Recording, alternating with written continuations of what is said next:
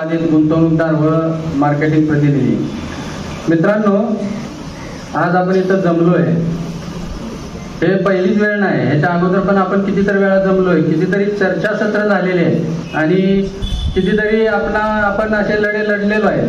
पण अखेरच्या लढ्याची पार्श्वभूमी थोडक्यात सांगताना मला एक साहेबांना जाणवून द्यायचं आहे की साहेब, हे प्रयत्न अगोदर झालेले आहेत, पण आमचे जे मार्केटिंग प्रतिनिधी आहेत याची व्याप्ती खूप मोठी आहे, महाराष्ट्रभर आहे, लाखांमध्ये संख्या आहे. पण ह्यांची एकजूट कधी झालीच नाही. वरिष्ठ सिनियर असतील त्यांनी सुद्धा प्रामाणिक प्रयत्न केलेले आहेत, ना याच्यातला भाग नाही.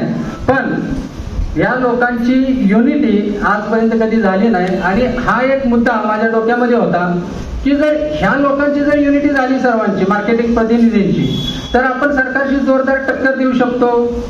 आणि हे टक्कर देण्यासाठी नेतृत्व पण तेवढंच महत्वाचं आहे मित्रांनो. आज याच्या अगोदर पण नेतृत्व केलं, मी त्यांना दोष देतो अशातला भाग नाही. त्यांनी अतिशय चांगलं काम केलंय त्यांच्या परीने. पण जे पुढे लढ्याचा जे अनुभव आहे, जे चळवळीचा जो अनुभव आहे, जे मार्गदर्शन, जे लोकांना व्यवस्थित रस्ता दाखवू शकतात, जो अनुभव आहे, त्या अनुभवाचा खऱ्या अर्थाने आपल्याला फायदा मिळायला पाहिजे. तो अनुभव कुठंतरी मला असं जाणवलं की त्या व्यक्तींमध्ये थोडा होता, म्हणजे कमी होता. तर आज साहेबांकडे बघितलं तर साहेबांवर बोलण्या एवढा मी मोठा नाही, कारण साहेबांनी आयुष्यातली 50 वर्ष आज जनसेवेसाठी हे केलेले आहेत, म्हणजे दिलेले आहेत. तर पूर्ण आयुष्य जनसेवेसाठी दिलेलं आहे साहेबांचं. जर मी युट्यूबवर वगैरे त्यांचे काय जीवन प्रवास, एक मुलाखत मी व्हॉट्सअपवर पाठवली होती, मला माहित नाही सभागृहामध्ये किती लोकांनी बघितली. ती जर मुलाखत जर तुम्ही बघितली असेल तर नक्की तुम्हाला त्याच्यातून एक कॉन्फिडन्स मिळेल मित्रांनो, की नेता असावा तर कसा असावा. एखादी गोष्ट जर हातात घेतली तर तो शेवटपर्यंत सोडणार नाही. पण कधी सोडणार नाही? ज्या वेळेला आपण संघटित होऊ, आपण बोलविल तिथं हजर राहू. इथून पुढं कुठेही सभा असू द्या, महाराष्ट्रभर आपल्याला हे मार्केटिंग प्रतिनिधी गोळा करायचे आहेत मित्रांनो. तर आणि तरच आपला हा लढा यशस्वी होणार आहे आणि साहेबांना पण तेवढा जोर येणार आहे. तर मला थोडक्यात एक सांगायचं आहे की हे एकीचं बळ आपण दाखवून द्यायचं आहे. त्याच्यानंतर सिनियर मंडळांनी पण तेवढीच आपल्यासाठी आपुलकी दाखवलेली आहे. हा लढा उभारत असताना सिनियर मंडळी सुद्धा अपडेट घेत होते आणि वेळोवेळी इन्स्ट्रक्शन देत होते. तर साहेबांनी आम्हाला बोलावून घेतलं आणि साहेबांनी सांगितलं की हा लढा आपल्याला लढायचा आहे, सोबत लढायचा आहे. तर आपण इथून पुढं अख्खा महाराष्ट्र एक करण्यासाठी प्रयत्न करूया. आणि जो डिवायडेशनचा प्रश्न आहे तो प्रश्न मी साहेबांच्या समोर, आपले कॅबिनेट मेंबर मोठे साहेब असतील, आर.टी. मेटकरी साहेब असतील, यांच्यासमोर तो मांडला होता. तर साहेबांनी पण सांगितलं, साहेब तुम्ही म्हणताय ते खरं आहे आणि एकत्रित एका छत्राखाली लढण्यासाठी आपण नक्कीच प्रयत्न करू. पेडणेकर साहेबांची संघटना असू द्या, त्याच्यानंतर राष्ट्रशक्ती पुण्याची संघटना असू द्या, यांना आपण कॉल करून आपण मीटिंग करून संबंध महाराष्ट्र आपण एक करूया अशी साहेबांनी ग्वाही दिली. तर साहेबांसाठी एक जोरदार आपण टाळ्याच्या गजरात त्यांचं स्वागत करूया. तर मित्रांनो, आपल्याला एका छत्राखाली लढायचं आहे आणि एका छत्राखाली लढलो तरच आपण सक्सेस होणार आहे. आपल्याला नेता एक नंबर मिळाला आहे, निस्वार्थी मिळाला आहे, त्यांच्या पाठीशी आपण उभं राहूया. कारण साहेबांबद्दल बरेच लीडर बोललेत आमच्या तालुक्यातले, आम्ही दुष्काळी पट्ट्यातले आहे. कोकरे साहेबांनी तसा विषय घेतलाय, पी.डी. पाटील साहेब आहेत. तर साहेबांविषयी त्यांना खूप अनुभव आहे, त्यांनी आपलं मत व्यक्त केलेलं आहे. आणि तर आपण साहेबांच्या पाठीशी ठामपणे उभं राहूया एवढीच इच्छा व्यक्त करतो. आणि जाता जाता घोषणा द्यायची आहे, पैसा आमच्या हक्काचा, पैसा आमच्या हक्काचा, आप आगे बढ़ो. जय हिंद, जय महाराष्ट्र. मित्रांनो, आज या मीटिंगसाठी सन्माननीय डॉक्टर पाटणकर साहेब आपल्याला उपस्थित आहेत आणि सर्व मार्केटिंग पर्सनल, सर्व स्टेज. मी अगदी कमी वेळात बोलतोय कारण वेळ कमी आहे. मित्रांनो, सांगायचं एकच की जेव्हा धडस साहेब, नालंदकर साहेब मला भेटायचे आणि म्हणायचे की साहेब आपण किती दिवस गप्पा राहायचंय, लोकांचे पैसे कसे द्यायचे. आणि खरं होतं, ते पैसे देण्याची गरज आहे कारण प्रत्येक माणसाला क्लायंटचा त्रास आहे आणि तो त्रास किती सहन करायचा. आणि मग मी नेहमी भेटल्यानंतर नारंगे साहेब एकदा म्हणले, आम्ही साहेबांना भेटून आलो तर नेक्स्ट टाइमला तुम्ही याल का? मी म्हणलं हो आम्ही येऊ. मग मी हरी कटेकर साहेब, हरीश पाटील साहेब आणि नारंगे साहेब, धडस साहेब आणि तिकडले 4-5 लोक असे आम्ही 10-15 लोक साहेबांकडे गेलो. आमची वेळ ठरलेली होती, आम्हाला अपॉइंटमेंट दिली होती म्हणून आम्हाला गेल्या साहेबांकडे जाता आलं. एक लोक कोणते अगोदर बसले होते त्यांचं झाले आणि आम्हाला लगेच अपॉइंटमेंट मिळाली. आम्ही साहेबांसमोर ज्या चर्चा केल्या, साहेबांनी सांगितलं हे सर्व खरं आहे तुमचं, पण तुमच्या पॅन कार्डचं जे काय आहे म्हणजे तुम्ही स्टार्ट कशी केलीत आणि आज तुम्ही कसे अडकलेत, तुमचे पैसे का मिळत नाही या संदर्भात A to Z पेपर माझ्याकडे तुम्ही पाहिलं म्हणून द्या. मी ती स्टडी करतो आणि स्टडी केल्यानंतर तुम्हाला मी त्या संदर्भात सांगेन. आम्ही सगळं दिलं, आमच्या चर्चा झाल्या. कालांतराने साहेब बाहेर देशामध्ये गेले, त्याच्यामुळे आम्ही मधल्या काळात आम्हाला 2-3 महिने त्यांची भेट होऊ शकली नाही. त्यानंतर साहेब तिकडनं आले. साहेबांनी तिथल्या स्थानिक लोकांना सांगितलं, पिंजारे साहेबांना, की आपण पनवेलच्या मीटिंगसाठी एक तारीख फिक्स करूया आणि त्यांनी त्याची तारीख आजची फिक्स केली. आणि आम्ही जेव्हा त्यांच्याकडे गेलो तर मला 100% विश्वास झाला की आपण अशा व्यक्ती समोर आलोय की खरंच आपण पंढरीचा पांडुरंग आपण इथे घेऊन आलोय. आणि ह्या पांडुरंग इथं आल्यामुळं आपल्या जे अडचणी आपल्याला आहेत प्रत्येकाला पैशाच्या, त्या कशा आपण सोडवू शकू याचं इतंभूत त्यांच्याकडे आम्ही मार्गदर्शन घेतलं आणि आज त्यांचं मार्गदर्शन आपण ऐकणार आहोत सर्वजण. त्याचप्रमाणे सिनियर लोक पण त्यांच्यापर्यंत ते काही अडचणी त्या सांगणार आहेत, साहेबांचं मत साहेब मांडणार आहेत. पण आपण सर्वांनी आजपासून एक जिद्दीने आपण साहेबांवर विश्वास ठेवून महाराष्ट्रामध्ये जिथे जिथे मीटिंग, मी तर ते जाणार आहे कारण मी साहेबांचा फॅनच झालो, कारण त्यांच्या म्हणण्याप्रमाणे आम्ही चालणार आहोत. महाराष्ट्रामध्ये पहिल्यांदा साहेबांना एक मुंबईमध्ये मीटिंग लावू, दुसरी पुण्यामध्ये आणि तिसरी कोल्हापूरमध्ये. कुठेही मीटिंग असो आम्ही त्या मीटिंगसाठी जायला तयार आहोत आणि जे लोकांचे पैसे अडकलेले आहेत ते कसे मिळून द्यायचे यासाठी आम्ही प्रयत्न करावं. जय हिंद, जय महाराष्ट्र. कमी झालेला वाटला, पण तुम्हाला आज खात्री देतो की ही मीटिंग आणि साहेबांचं मार्गदर्शन ऐकल्यानंतर तो जोश, तो आवाज आपला परत आल्याशिवाय राहणार नाही. मी सत्यवान पिंजारी, थोडंसं माझी ओळख आणि माझं लोकेशन सांगतो. मी सांगली जिल्ह्यातील आटपाडी तालुक्यातील आहे आणि संपूर्ण महाराष्ट्रामध्ये आमच्या तालुक्याची चर्चा असते. जत, आटपाडी दुष्काळी भाग आणि सोयरीक होताना सुद्धा आमच्याकडे मुली देताना सुद्धा लोक टाळतात आम्हाला की त्यांना प्यायला पाणी नाही आणि तिकडे मुली देऊन काय करायचं, या जायची सोय नाही, खाणार काय आमच्या मुली, हे आमच्याकडं शिक्का होता आमच्या भागामध्ये. आणि माझा जन्म 75चा. आता मी हे इथं का सांगतोय तर ते थोडंसं मी 1-2 मिनिटं तुमचा वेळ घेणार आहे, तुम्ही ऐकायचंच आहे ते. तर ही आमची अवस्था होती आणि माझा जन्म 75चा. हळूहळू आमचा प्रवास माझा चालू होता आणि असं व्हायचं, दुष्काळ पडला दरवर्षी उन्हाळ्यात आमची किंवा दुष्काळ म्हणजे उन्हाळ्यात अवस्था अशी असायची की अक्षरशः आंघोळीला सुद्धा पाणी नसायचं.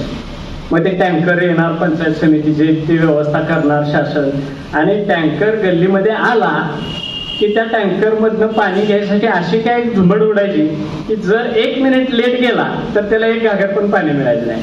मग तिथं भांडणच व्हायची ते पायपा टाकायसाठी, इतकी वाईट अवस्था. आणि ते 1 दिवसाचं नसायचं, दरवर्षी ते आमच्या 5वीलाच पुजलेलं असायचं. आणि 2000 मला वाटते असे काय दुष्काळ पडले की ते 6-6 महिने टँकरवर अवलंबून आम्ही, इतकं वास यायचा त्या पाण्याचा, ते भरायला पण नको वाटायचं, पण तरी सुद्धा विलाज नसायचा म्हणून आम्ही भरायचो. एक वेळ असं मनात येऊन गेलं की का आपला जन्म इथं ह्या भागात झाला असेल, मी घरी म्हटलं इथलं सगळं विकूया आणि तिकडे कुठेतरी पाणी कुठं असेल तिकडे जाऊन राहूया, अशी आमची घरी चर्चा व्हायची. अशा परिस्थितीमध्ये एक किरण आमच्याकडं आला, म्हणजे एक आशेचा किरण म्हणूया, की नागनाथांच्या माध्यमातून टेंबूचं पाणी आम्हाला द्यायचा विषय आला. आम्हाला त्यावेळेस एवढं काही कळत नव्हतं, पण नागनाथांना स्वातंत्र्यवीर आम्ही पवाड्यात ऐकलेलं होतं आणि ते काहीतरी येत आहेत तर काहीतरी सांगतात म्हणल्यावर आम्हाला कुतूहल ऐकायला बघायला मिळते म्हणून आम्ही जायचो. तो लढा ऐकला, ते सगळं केलं आणि त्यांच्याबरोबर काम केलं. त्यावेळेस डॉक्टर भारत पाटणकरांचा आम्हाला तिथं परिचय झाला आणि सुरुवात ज्यावेळेस झाली त्यावेळेस मोठमोठ्या सभा व्हायच्या आणि त्या सभेत मांडलं जायचं की तुम्हाला हे कृष्णेचं एवढं टीएमसी पाणी इकडं दिलं की तुमचं एवढं क्षेत्र भिजणार आहे, तुम्ही सुजलाम सुफलाम होणार आहे. शासन म्हणायचं हे शक्य नाही, हे कशात बसत नाही, एवढं पॉसिबल नाही, असं तसं. पण त्या सगळ्या गोष्टीला अचूकपणे शासनाकडे, हे कोकरे साहेबांनी मगाशी मांडले, अचूकपणे त्याचा अभ्यास करून मानसी किती लिटर पाणी कसं दिलं पाहिजे, ते बांधापर्यंत कसं गेलं पाहिजे, त्याचं जर शास्त्र मांडलं असेल आणि ते फेस टू फेस सचिवांच्या पुढे जर बसून मांडलं असेल तर ती कोण व्यक्ती असेल तर ते डॉक्टर भारत पाटणकर. जे शासन हे शक्य नाही म्हणत होतं त्या शासनाला हे शक्य आहे म्हणायला लावलं. मला माहित असलेला हा एक लढा आहे, परंतु डॉक्टरांचे महाराष्ट्रभरामध्ये धरणग्रस्ताचे असतील, अनेक मुंबई भागामध्ये अनेक म्हणजे लढे आहेत. शेकडो लोकांना डॉक्टरांच्या माध्यमातून न्याय मिळाला आणि ती लोक, ती कुटुंब, ती माणसं आज जिवंत राहिली. त्याचं एकमेव उदाहरण म्हणजे भारतात. परंतु प्रामाणिक लढा, प्रामाणिक समाजासाठी काम करणारी लोक हे थोडे मागच राहतात, ते तसे पुढं आपल्याला म्हणजे येत नाही. आम्हालाही सुरुवातीच्या काळात जसा आपला विषय आला त्यावेळेस आम्हाला माहित होते, पण त्यांच्याकडे हा विषय मांडावा असं आम्हालाही वाटलं नाही. मग वेगवेगळे मार्ग अवलंबले, वेगवेगळ्या संघटना झाल्या, वेगवेगळ्या ठिकाणी गेलो, तिथं आपल्याला यश आपल्या पदरामध्ये आलं नाही. पण मधल्या काळामध्ये आता आपल्याला सगळं माहित आहे, काय झालं कोर्टात, काय झालंय, EOWचं काय चाललंय, NCLTचं काय झालंय, हे सगळा पिक्चर माहित आहे. मग आता काय केलं पाहिजे ही चर्चा आमची ह्या सिनियर मंडळाच्या माध्यमातून झाली आणि हे नाव पुढे आल्यानंतर आम्ही थोडी त्यांना विनंती केली आणि ते डॉक्युमेंट्स बघितल्यानंतर डॉक्टरांनी सांगितलं की ठीक आहे, आपण हा विषय घेऊया. कुठेतरी जीव आला.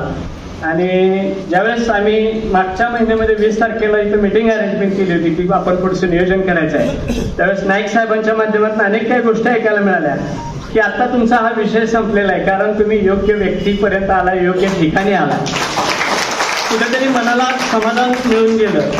आणि आज तुम्हाला सांगायचं मला आनंद होतोय की मधल्या 10 वर्षाच्या काळामध्ये आम्ही जे काय भोगले त्याच्यात उजळणी करायची आवश्यकता राहिली नाही असं मला वाटतंय. पण आता आपण फक्त काय करायचं आहे, आपला जो मूळ प्रश्न आहे बाधित, आपलं जिथं अडकलंय किंवा जो प्रॉब्लेम आहे, पैसे आपल्या मिळाले पाहिजेत, हा एकच प्रश्न आहे.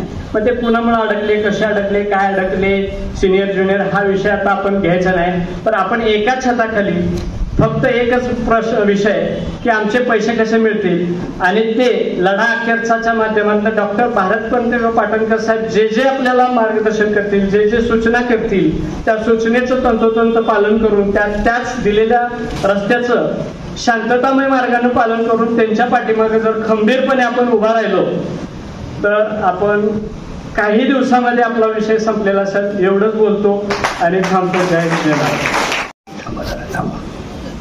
कारण तुम्ही जे आता जवळ आले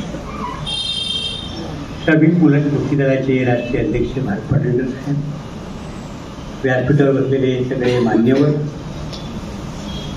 सुंदर सुंदर भाषणं केली, विचार मांडले ते सगळे वक्ते, आपण सारे दुःखी जन हो. आणि आमच्या गेल मॅडम होत्या, त्यांच्या स्मरणाची आठवण करून, त्यांची आठवण करून मी माझे 2 शब्द मांडले. खरं म्हणजे तुमच्या लढाईपासून मला काय माहीतच नव्हतं, मागच्या मिटिंगला मला कळलं. पण तेव्हापासून रात्री झोपेत की त्याला कसं आहे, काय हे जग कुठे चाललंय आणि आपण कुठे चाललो, माणसाचा विकास होतोय, चंद्रावरून मंगळावर जातोय, नवीन ग्रहाचा शोध लागतोय आणि इथे पैसे खाण्याची चढावड लागते, ते विसंगत आहे. आणि म्हणून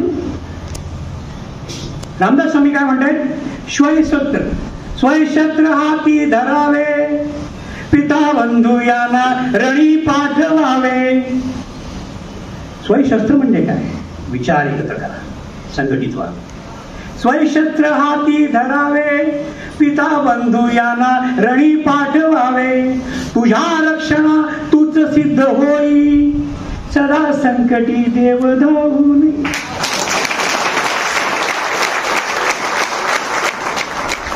योग्य डॉक्टर निवडलाय तुम्ही, परफेक्ट, ऑपरेशन सक्सेस, काळजी घेऊ.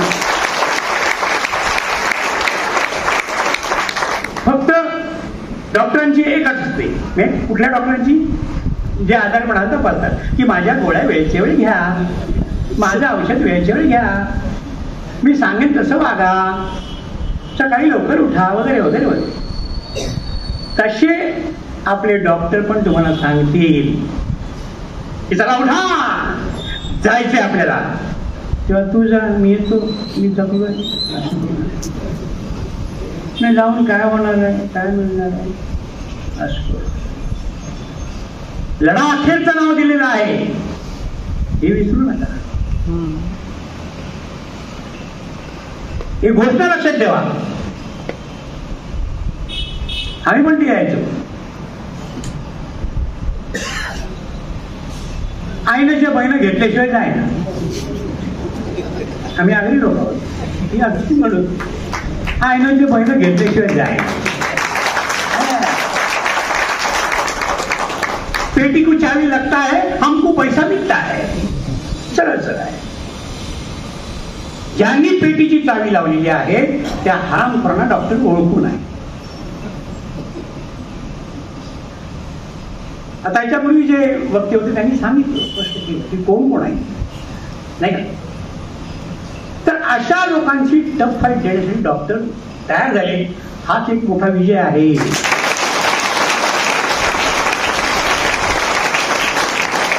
क्योंकि हारने वाली बाजी डॉक्टर हाथ में लेते नहीं, वो पहले स्टडी करते हैं, पढ़ते हैं, सोचते हैं कि क्या है, संभावना क्या है, क्या हो सकता है. जसं सांगितलं की भविष्यकाळ, भूतकाळ, वर्तमान काळ या सगळ्यांचा अभ्यास करणारी योग्य व्यक्ती. त्यामुळे तुम्ही निश्चिंत राहा, पण आळशी होऊ नका. मागच्या मीटिंगला फार कमी होतो नाही का आपण, आणि त्या मीटिंगचं आव्हान ऐकून तुम्ही इतके जण आलात म्हणजे कुठेतरी आग लागलेली आहे, झळ पोचलेली आहे. एवढंच कशाला, मी माझ्या गावी होतो अलिबागला, एका खेडेगावात चरी नाव आहे. गणपती माझ्या घरी असतो. वडिलांच्या वडील, आई वडील गेल्यानंतर मोठा आणि त्यामुळे मला जावं लागतं. सहज पारावर बसतो, तो गप्पा मारताना विषय निघाला तुमचा बँक काढता. तर माझा एक मित्र तिथला म्हणतो, अरे माझे पण 25,000 गेले. म्हणजे कसे काय, त्या मोर्चाने मला सांगितलं ना, बरं याच्यात पैसे. म्हणजे बघा भांडण कोणाचं लागलं, ज्यांनी कन्व्हिन्स केलं. त्यांनी का कन्व्हिन्स केलं, या माणसाला चांगले पैसे मिळतील, त्याला आधार मिळेल म्हणून कन्व्हिन्स. त्यांनी ऐकलं, ह्याच हा गावातलाच आहे, पैसे भरले 25,000 आणि 25,000 डुबले. यांनी गळा पकडला त्याचा, प्रत्युत्तर म्हणून त्यांनी पकडला गळा ह्याचा. दोघे पोलीस स्टेशनला. पोलिसांनी दोघांचे पैसे काढले आणि दोघांना खरी गोष्ट आहे, ही खरी गोष्ट आहे. या सगळ्यावर जर मात करायची असेल तर तुमचं संघटन मजबूत पाहिजे. प्रत्येकाने कमीत कमी तुमच्या ज्या आधिपत्याखाली आलेली माणसं त्यांना कन्व्हिन्स करा. लढा अखेरचा आहे आणि तो लढायचा या मार्गाने, संविधानाच्या मार्गाने, गांधीवादी विचारांनी जायचं आहे. डॉक्टरांचे एवढे लढे झाले पण कुठेही कोणावर केस नाही पडली, माहिती पण नाही केली. एक इथे त्या इमारतीच्या ह्याच्यावेळी आम्ही मोर्चा काढला म्हणून माझ्यावर केस पडली होती, पण ती डिसमिस केली जजनी. मी जजला थँक्यू वगैरे बोलले, थँक्यू. तर सांगायचा मुद्दा असा की संविधानाच्या मार्गाने आपण जाणार आहोत. आणि म्हणून एक 15 दिवसापूर्वी डॉक्टरांचा सत्कार होता. डॉक्टरने हे संविधानाचं बक्षीस मिळालं. डॉक्टर आजारी होते. डॉक्टरने मला फोन केला, सुनील मी येऊ शकत नाही, माझा ताप आहे, तू जरा जाऊन घे. तुझं जबाबदारी फार मोठी नाही, माझी लायकी नाही. तरी पण मी गेलो. त्यांना सांगितलं मी डॉक्टरांच्या वतीने आलो, तुम्ही बघ काय ठरवा तुम्ही. मग त्यांनी मला हे बक्षीस दिलं. मला काय बोलायला दिलं नाही त्यांनी, तिचा राजकीय आखाडा होता तो मागे. विचार जर मांडायला दिले असे सांगितलं असं की संविधानाचं पुरुष करते आणि संविधानाचं जे काही आहे कायदा ती पाळणारी व्यक्ती ही आहे. तुम्ही योग्य माणूस निवडला, ठीक आहे, हा झाली नाही तो मागे. तर ते बक्षीस मी इथे आणले. इथले एक कार्यकर्ते म्हणतात की तो योग आपण इथे करूया, इथे आपण त्यांना सत्कार करूया, हे बक्षीस इथं देऊया. तर त्यांची कल्पना. मी म्हटलं काय मला काय कळत नाही. मी सत्तूजींना कळवलं या अर्थाचं म्हणतात काय करायचं, त्यांच्या हाताने मी दिलं. कारण हे उचलू शकत नाही ना मी पण आजारीच आहे. गाडीत ते होतं, मी माणसांना बोलवलं, त्यांनी उचललं आणि इथे आणून ठेवलं विराजमान. अशी अनेक बक्षिसं त्यांना मिळाली आहेत, पण त्यांचं या बक्षिसाकडे लक्ष नाही. त्यांना एकच बक्षीस आवडतं, ते म्हणजे लोकांचा विश्वास आणि प्रेम. आणि म्हणून MBBS डॉक्टरकी सोडून जनतेच्या कल्याणासाठी त्यांचं सगळं कुटुंब देशाच्या स्वातंत्र्यासाठी लढलेलं आहे. मगाशी जैन मॅडमचं मी नाव घेतलं, त्याही त्यांच्यासोबत होत्या, अर्धांगिनी होत्या. परदेशातून आलेल्या एक फॉरेनची सून म्हणून आपण, पण इथे येऊन मराठीचा अभ्यास केला, तुकारामाचे अभंग वाचले, त्याच्यावर अभ्यास करून त्याचं विश्लेषण केलं, त्याचं ट्रान्सलेशन केलं, जगभरात पोहोचवलं. त्याच्यात थोडं करण्यात यासाठी हा जो लढा उभारलेला आहे, तुम्ही योग्य डॉक्टर निवडलेला आहे, यश मिळणार नाही. फक्त डॉक्टरांचं जे काही सांगणार असेल ते ऐका, त्या मार्गाने तुम्ही चाला. आम्ही पण आंदोलन केली, भरपूर चांगली केली. सुरुवातीच्या याला 144 कलम लावला होता. मग आता करायचं काय, रात्रभर विचार करत 3-4 वाजले काय करायचं. मग म्हटलं गांधी बनवूया एक. आणि आमच्यातला एक शेतकरी गांधीसारखा दिसणारा निवडला, त्याला गांधी केला. आणि गांधी पुढे पाठीमागे बायका, पाठीमागे पुरुष, लावा पोलिसांना. पोलिसांचीच फाटली, गांधीला पकायचं. गांधी अटक म्हणजे मोठी बातमी होणार नाही का. अशा कृत्या डॉक्टरांकडे बऱ्याच आहे, ते तुम्ही केल्या पाहिजे. उद्या समजा डॉक्टरनी आदेश दिला की तुमच्या या सगळ्या व्यवहारामुळे घरादारावर फार परिणाम झालेला आहे, कित्येक मन फ्रस्ट्रेट झालेली आहे, मनोबल खचलेलं आहे, घरात नवरा बायकोचं भांडण झालेलं आहे, शेजाऱ्यांचं भांडण झालेलं आहे, मुलांच्या लग्न तुटलेली आहे, मुलांच्या शिक्षणाचा प्रश्न अडकलेला आहे. आणि जर डॉक्टरने ऑर्डर दिली मुलांचा चड्डी मोर्चा, याल तुम्ही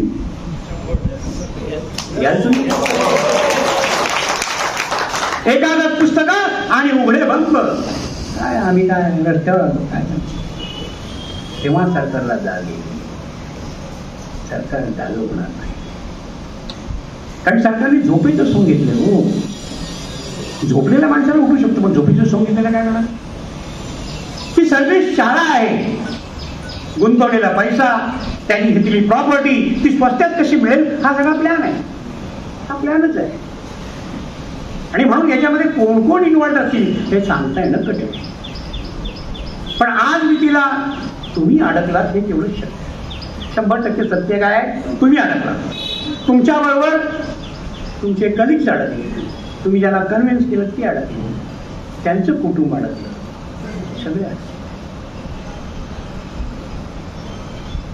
मोर्चे आणि आंदोलन आता कमी होत चालली. तर मागे तुम्ही त्या मराठा आंदोलन पाहिलं, 1 लाख एक मराठा 1 लाख मराठा. ही मॉब सायकोलॉजी आहे, ती आपण शिकली पाहिजे. या शासनावर प्रेशर तेव्हाच येईल जेव्हा तुमची प्रचंड शक्ती रस्त्यावर उतरेल. तुम्ही म्हणता ना 1 लाख लोक आहेत, उतरा 50,000, उतरा मार्केटमध्ये, चलो मंत्रालय, असं काहीतरी केलं तर तिथे होईल.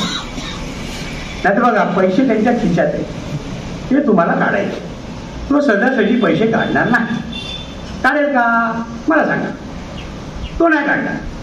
पण त्याचा हात उचलून त्या खिशात घालायचा आहे, तिथून पैसे काढायचे. यासाठी मेहनत तर करायला लागणार. म्हणून आपण सगळे कटिबद्ध होऊ द्या. डॉक्टरांना तुम्ही एक आश्वासन द्या की डॉक्टर आम्ही आहोत बरोबर, चुकणार नाही, मोडणार नाही, हटणार नाही, जीव जाईपर्यंत लढणार. कारण लढा अखेरचं हे नावच आहे, लढा अखेरचं हे नाव दिलंय तुम्ही. त्यासाठी तुम्ही कन्व्हिन्सिंग पॉवर वाढवा. जशी तुम्ही गुंतवणूक करताना कन्व्हिन्सिंग पॉवर वाढवा. गुंतवणूक करताना तुम्ही काही वाढवलं की नाही कन्व्हिन्सिंग पॉवर. तुम्हाला कंपनी अमुक देणार, कंपनी तमुक देणार, मित्रा मी आहे ना पाठीशी, चल ना, चल भर तू बघ आता 25,000 रुपये दे, बघ 1,00,000 रुपये होतात बघ सामान वगैरे वगैरे वगैरे. तसं तुम्ही कन्व्हिन्स केलं पाहिजे तुमच्या कलिगला की मित्र पैसे अडकले निघतील, मार्ग आहे, डॉक्टर बरोबर आहे, चल आमच्या बरोबर. हे कन्व्हिन्स केलं पाहिजे. कराल तुम्ही कन्व्हिन्स? कराल कन्व्हिन्स? आवाजमध्ये जाऊन नाही. तुम्ही ओरडताय, तुम्ही कारण का अडकले पण तुम्हाला तिकडे गप्प आहे. कराल कन्व्हिन्स? याला म्हणतात आवाज. कारण तुमच्या युनिटीशिवाय शक्य नाही. मॉब सायकोलॉजी तुम्ही वापरली पाहिजे. आतापर्यंत बऱ्याचशा कंपन्या आल्या, त्यांनी लुटलं लोकांना, खाल्ले पैसे. या देशामध्ये कोट्यवधी रुपये खातो त्याचा सत्कार होतो, शपथ सत्कार, त्याला मंत्रीपद दिलं जातं. पण सामान्य माणसाकडे कोण बघत? कारण बघणारेच त्यात अडकलेले आहेत. जे पुढारी आहे त्यांच्याकडे आशेने आपण पाहतो ते अडकलेले आहेत. तर मी जास्त काय बोलत नाही. डॉक्टर आहेत, डॉक्टरांचं म्हणणं पण ऐकलं पाहिजे, कारण त्यांचे प्लॅन आहे, त्यांच्या विचाराने आपल्याला पुढे जायचं. पण कन्व्हिन्सिंग पॉवर तुम्ही वाढवणार ना, प्रत्येकाने पुढच्या मिटिंगला प्रत्येकाने 10 जण, म्हणजे याच्यात 10पट माणसं आली पाहिजे, त्याच्यानंतर आणखी 10पट. आणि जर आता वर्तमानपत्राचे कोण प्रेसवाले आलेत की नाही, आलेत का? नाही तर काय ते आमच्या गरिबांकडे येतच. तिसरा स्तंभ म्हणतो आपण, पण तो काय होतच नाही आमच्याकडे. कारण सामान्य गरीब लोक आहोत आम्ही, गरीब लोक. पण पुढाऱ्यांनी बोलवलं की धावतील ते. असो, मी तुमचा अपमान करत नाही. जे आलेत ते खरंच त्यांची दृष्टी चांगली आहे, त्यांचा अभ्यास चांगला आहे, म्हणून ते आले. त्यांचं मी स्वागत करतो या ठिकाणी. चांगल्यातली चांगल्या मोठी बातमी द्या, चांगली हेडलाईन द्या. देत कसं नाही बघतो अशी शपथ घेतली आहे. आता इथल्या बऱ्याच जणांनी काही आत्महत्या पण केल्या असतील, पण त्या उघडकीच नाही आल्या. कळलं की नाही? तुम्हाला उघडकीच नाही आल्या, किंवा त्यांच्या कुटुंबाने आत्महत्या केल्या असतील, त्या उघडकीच नाही. कारण सरकार आत्महत्या करणार 10 रुपये देतात. हे मागच्या या तुमच्या मोर्चामध्ये मला कळलं असं आहे. जिवंतपणी काय द्यायचं नाही, मेल्यानंतर झाला. अरे कोण खाणार, कोण खाणार? तेव्हा मित्रांनो, माता भगिनी आहेत, तुमचा आवाज मोठा पाहिजे बरं, कारण महिला राज है. 50% आरक्षण है महिलाओं के लिए, तो महिलाओं की बात मानी जाएगी. और महिला ये रो सकती है कि भाई अकेला मेरा ही पेट नहीं है, मेरे बच्चों का पेट है, मेरे आसपास के लोगों का पेट है, मेरे सगे वालों का पेट है, सबका पेट है. तो महिलांनी जास्तीत जास्त पुढे यायचं. कळलं की नाही? कारण तुमच्याकडे ती ताकद आहे. हे पुरुषांनी मागे राहायचं नाही, महिलांनी पुढे यायचं. तर असे हे माझे विचार मांडले तुम्हाला तुमच्यासमोर. त्यातलं चांगलं काही तुम्ही घ्या, वाईट सोडून द्या. मी काय प्रतिभावंत नव्हे, साधा माणूस आहे, डॉक्टरांचा चेला आहे. डॉक्टरांनी आदेश दिला, मी मागच्या वेळी पण धावत आलो, आताही धावत आलो. आजारी असतो. भविष्यात जर मी व्यवस्थित असेल तर नक्की येईल. डॉक्टरांची साथ सोडणार नाही, कारण डॉक्टरांनी आमच्यासाठी भरपूर केले. रिलायन्स टाटा सारखे हरामखोर आमच्या जमिनी गिळगुळूट करत होत्या. 15 लाखाला 19 लाखाचा भाव देत होते. त्या जमिनीची किंमत आज कोट्यवधी झाली. त्याच्या मागे डॉक्टर उभे.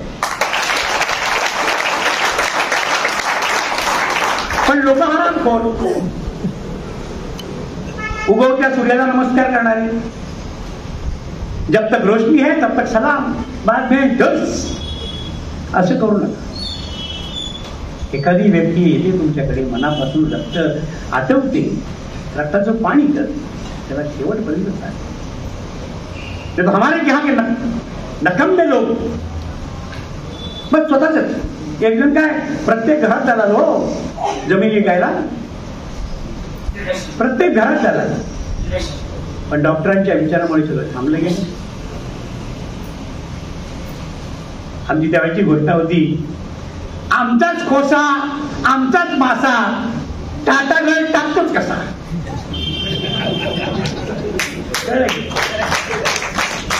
साधं गणित होतं. तरी आगरी जर कोण असतील त्यांना कळेल. आमचाच खोसा आमचाच मासा टाटागड टाकतोच कसा. म्हणजे बापाची जागा आहे काय?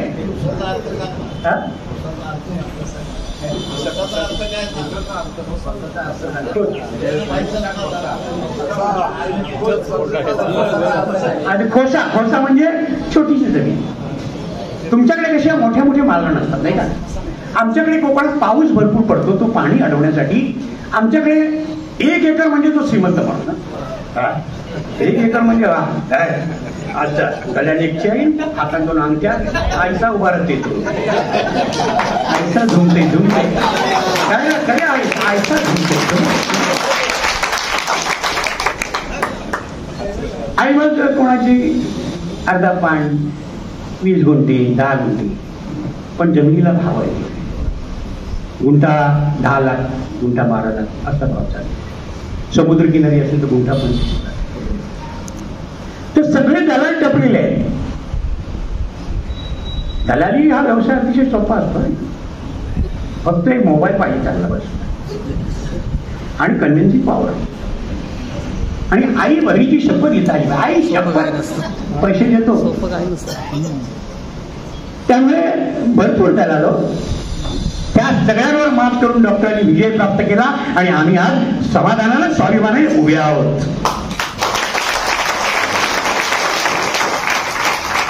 आमचे राजेंद्र भगत आले नाही, आमचे नंदकुमार पाटील आले नाही. राजेंद्र भगत थोडेसे आजारी असतात. पण एक सांगू तुम्हाला, त्या अलिबागमध्ये सगळ्यात मोठा ठिया आम्ही केला. तिथे त्याची मुलगी अभ्यास करायची, शाळेत न्यायची, अभ्यास करायची. ती मुलगी आज जज झाली. जज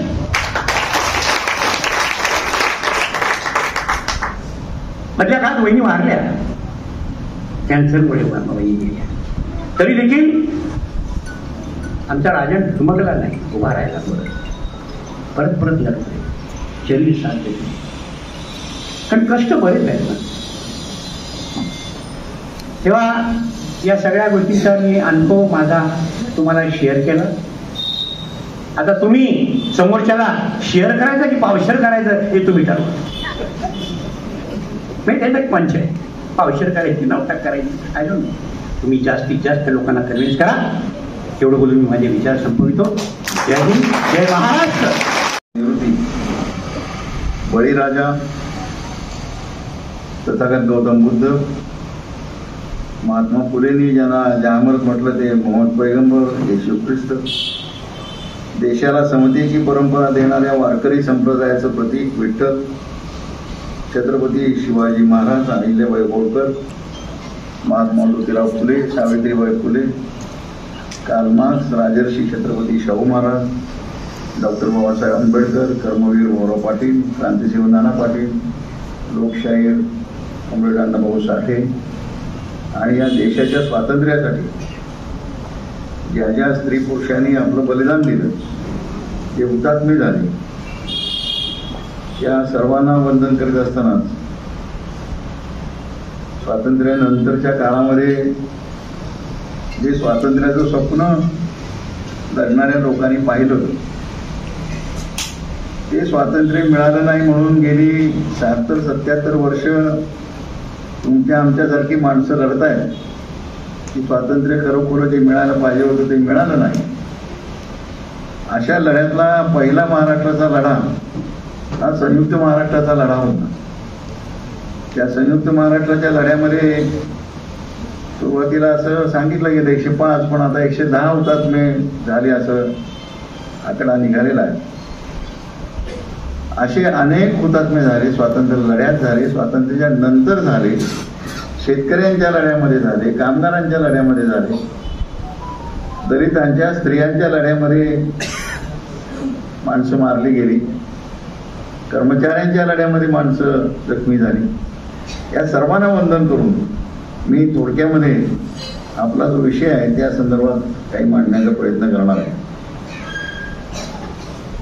तर मला तुमच्या मगापासूनच्या देहबोलीमधून, ज्याला बॉडी लँग्वेज म्हणतात इंग्लिशमध्ये, आणि तुमच्या काही भाषणांच्या मधून तुम्ही खालून सुद्धा जे काही बोलताय त्याच्यामधून जो मुद्दा कळला आणि आधी आमच्या चर्चा झालेल्या आहे, तर तो मुद्दा जो आहे तो पैशाचा मुद्दा आहे, दुसरा काही मुद्दा नाही.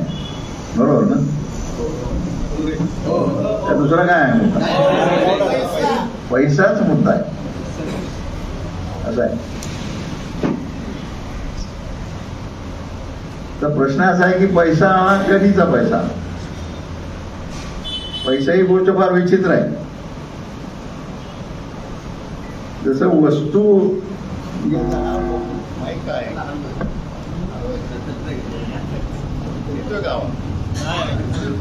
हॅलो माईक आहे.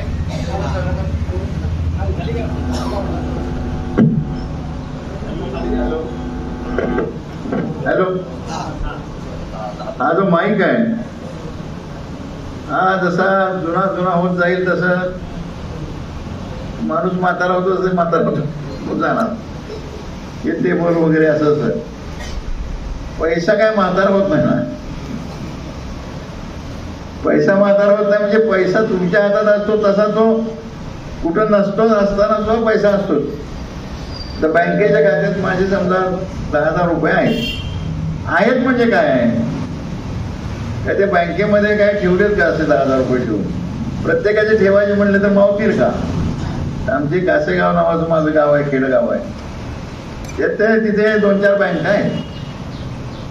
तर त्या बँकांच्या मध्ये पैसे ज्यांनी ठेवलेत तो ऊसाचा भाग आहे. ऊस पीक घेतात, द्राक्ष घेतात, आणखीन हळद घेतात, केळी घेतात. असे बागायती शेतीचा भाग आहे. पाणी लढून पाणी आणलेलं आहे. त्या पैसे काय थोडे तिथे गुंतवलेले असणार का? म्हणजे ठेवलेले असणार का? भरपूर ठेवलेले असणार. ते पैसे तिथे जर नोटांच्या स्वरूपात ठेवायचे म्हणले तर एवढा हॉल सुद्धा पुरणार नाही. याचे 10 हॉल सुद्धा पुरणार नाही नोटा ठेवायच्या म्हणल्या तर.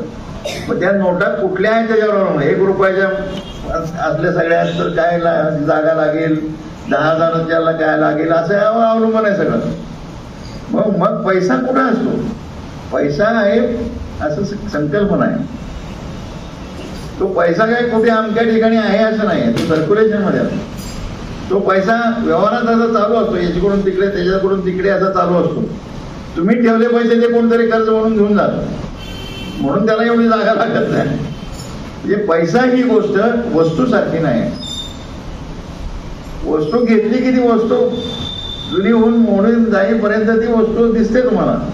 पैसा ही संकल्पना आहे की तुम्हाला त्या पैशाच्या नोटीवर काय लिहिलेलं असते? कुठलीही पैशाची नोट घ्या, नोटीवर काय लिहिलेलं असते तुम्ही वाचलं कधी? मैं धारक को 100 रुपये अदा करने का वचन देता हूँ. मैं धारक को 10 रुपयाच्या नोटीवर काय लिहिलं? मैं धारक को 10 रुपया देने का वचन देता हूँ. कुणाचं सही असते खाली? गव्हर्नर. गव्हर्नरचे, रिझर्व्ह बँकेचे. हो. म्हणजे काय करतो? 10 रुपयावरच लिहिलं मी भारत पाटणकर आहे, मी भारत पाटणकरला तुम्हाला देण्याचं वचन करतो. म्हणजे काय? काही अर्थ नाही ना त्याला. ते म्हणते ह्या कागद देण्याचं मी तुला वचन देतो, त्याला काय अर्थ आहे? कागदाला काय अर्थ आहे? हेच द्यायचा कागद म्हणजे काय? खरं पैशाचा अर्थ काय आहे? खरं पैशाचा अर्थ असा आहे की या पैशातून मी वस्तू किती घेऊ शकतो, या क्षणाला या पैशातून वस्तू किती घेऊ शकतो. ज्या वेळेला वस्तू महाग होतात त्यावेळेला पैशाची किंमत वाढते का कमी होते? कमी होते. नोटेची किंमत नोटीवर लिहिली राहत नाही, प्रत्यक्षात 10 रुपये त्याची किंमत राहत नाही, ती कमी होते. त्यामुळं तुम्ही ज्यावेळेला पैसे मागताय त्यामुळं कधीचे पैसे मागताय त्याच्यावर अवलंबून आहे. काय कळलं नाही? तुम्ही गुंतवले ते का गुंतवले? ते व्याले पाहिजेत, त्याला पोरं झाली पाहिजे पैशाला म्हणून दिले. आता ते म्हणजे ते वाढले पाहिजे म्हणून दिले ना. आता तुम्हाला जे मागायला लागलाय तुम्ही परत ते गुंतवले तेवढे परत त्या मागायला लागलाय. तेवढे गुंतवलेले परत दिले म्हणजे तुम्ही पैसे त्याची आजची किंमत मागत नाही. गुंतवून वर्ष किती झाली? त्या गुंतवल्यानंतर आतापर्यंत जेवढी पैशाची किंमत कमी झाली तेवढे ऍड करून तुम्हाला पैसे मिळायला पाहिजेत.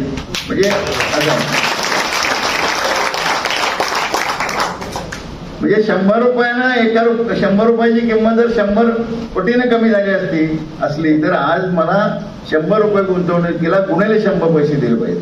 100 करून पैसे दिले पाहिजे. कळतं का नाही कळत? आणि म्हणून तुमचा जो विचार होता की पैसे गुंतवायचे, आपण जेव्हा हॉटेलमध्ये राहायचं आणि नाही राहिलं तर मग परतावा मिळणार, अशी तुमची कल्पना. मी यांच्याकडनं घेतलं काय भांगर आहे म्हणून. तर या आयडिया काढणारा मी माणूस भारी आहे बसवायला. पण आता आपल्यासारख्या माणसांना कुठं असल्या ठिकाणी राहायला मिळणार आहे की नाही? म्हणून आपण खुश. बायका पोरा सगळं गेला असणार, तुम्ही राहायला गेला होता का नव्हतं? सगळे नसतील पण बरेचसे गेले असतील. हुशार लोक त्यातले आपल्याकडे. पण तेवढे कमी करून बाकीचा परतावा मिळाला पाहिजे. नाहीच गेला तिथं राहिला तर सगळा परतावा मिळाला पाहिजे असा तुम्ही पाया धरला. म्हणजे हा परतावा प्रत्येक वर्षाचा जो मिळाला पाहिजे त्यातलं काय आता तुम्हाला मूळ याच्यामध्ये आता शेवटी जे पैसे तुमचे होते, तुमचा हक्क नाही आता सांगितल्यानंतर, त्या वेळेला जे पैसे होते ते पहिले गुंतवणूक केलेली होती तेवढे जाता धरतात की नाही ते तुम्ही मागताना सुद्धा. म्हणजे तिथं गुन्हेले केले पाहिजेत किंवा मागणी दुरुस्त केली पाहिजे असं माझं म्हणणं आहे.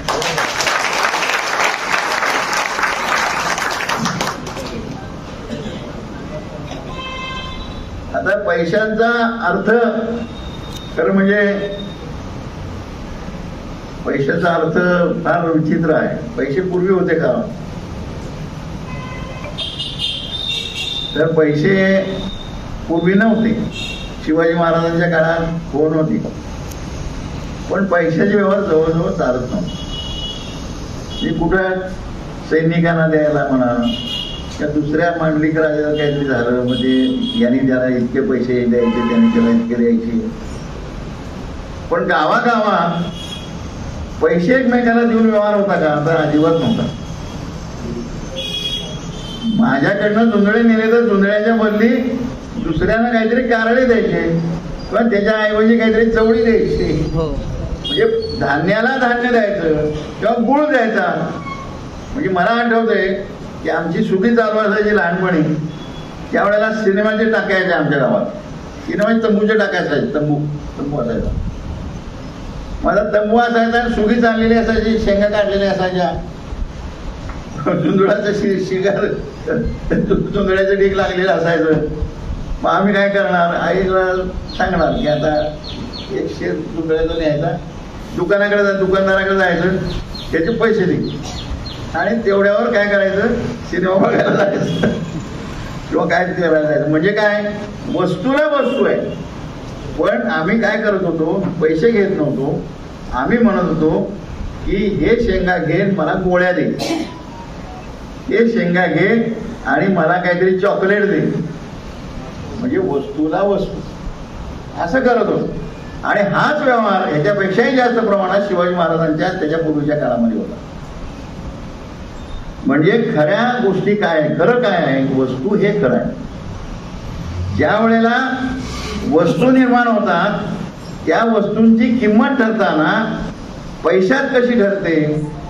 तर अमक्या वस्तूला तमके पैसे द्यावे लागतात, त्याच्याऐवजी सरासरी काढली जाते. आणि त्यामध्ये काही वस्तूंच्या किमती ह्या कमी होतात आणि काही वस्तूंच्या किमती त्या वस्तूपेक्षा जरा जास्त होतात. आणि अशा पद्धतीनं महागाई ज्यावेळेला होते त्यावेळेला नोटा छापल्या जातात. 10 रुपयाच्या 10 नोटा असल्या तर 10 रुपयाच्या 100 नोटा छापल्या जातात. आणि प्रत्यक्षामध्ये मात्र तुम्हाला त्याच्यात वस्तू कमी मिळतात. 1 रुपयाला जर 4 लिमिटेडच्या गोळ्या मिळत असतील तर त्या 2च मिळायला लागतात. मग पैसा वाढला का कमी झाला? कमी झाला. हे दिसत नाही, पैशाच्या व्यवहारात हे दिसतच नाही. आपण मूर्ख बनतो. आणि म्हणून तुम्ही जे पैशाला पैसा म्हणताय ना हे आधी डोक्यातून काढलं पाहिजे. पैशाला किती पैसा त्याचा हिशेब करून मागितलं पाहिजे. म्हणजे तेवढं जे काही आम्हाला नुकसान झालेलं आहे ते खऱ्या स्वरूपात आमच्या पदरात पडणार आहे. कारण त्यावेळेला त्यात किती वस्तू येत होत्या तेवढ्या वस्तू आज आम्हाला तेवढ्या पैशात मिळत नाही. त्यामुळे एवढे पैसे आम्हाला मिळाले पाहिजे.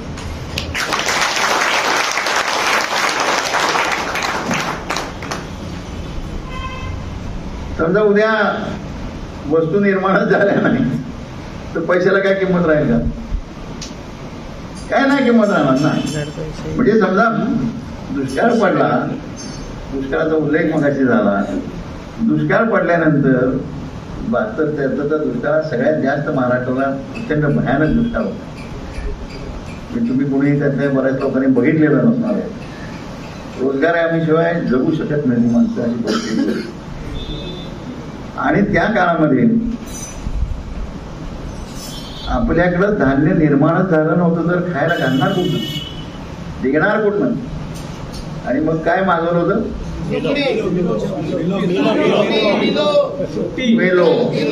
मेलो कुठनं आला?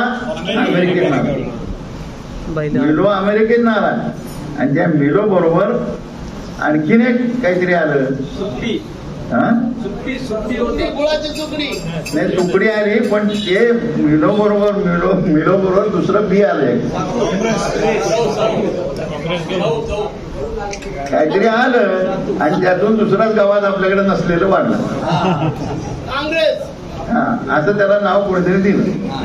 आता त्याला कुठलंही नाव दिलं तरी बिघडत नाही. ते कोणी त्यावेळेस ते दिलं आणखीन दुसरं बी दिलं जाऊ शकत होतं. त्यात आपण जायला नको. मला काय म्हणायचंय की हा धान्य संपूर्ण नाहीच देशामध्ये धान्य निर्माणच झालं नाही. हे परदेशातून आलं. याचा अर्थ काय?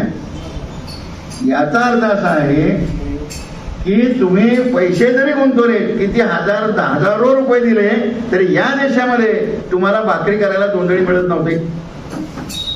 असा अर्थ आहे त्याचा. आणि मग बाहेरून आलेलं धान्य कसं होतं ते मी खाल्लेलं आहे, त्याने एखाद्या वेळेला खाल्लेलं आहे, तुम्ही पण काही लोकांनी खाल्लेलं आहे. आणि त्यावेळेला पहिल्यांदा बाकीच्या शेतात न पिकणाऱ्या धान्याची खाण्याची आम्हाला ओळख झाली. अशी त्यावेळच्या लहान असतानाची ओळख झाली. असं आहे. मी मेडिकल कॉलेजला त्यावेळेला मी म्हणून डॉक्टर झालेलो होतो. त्यावेळेला इंटर्नशिपला मी होतो. आता तो काळ होता. आता मग त्या पैशांचा अर्थ कधी प्राप्त झाला असता तुम्ही गुंतवलेल्या त्या भाषेत बोलायचं अर्थ.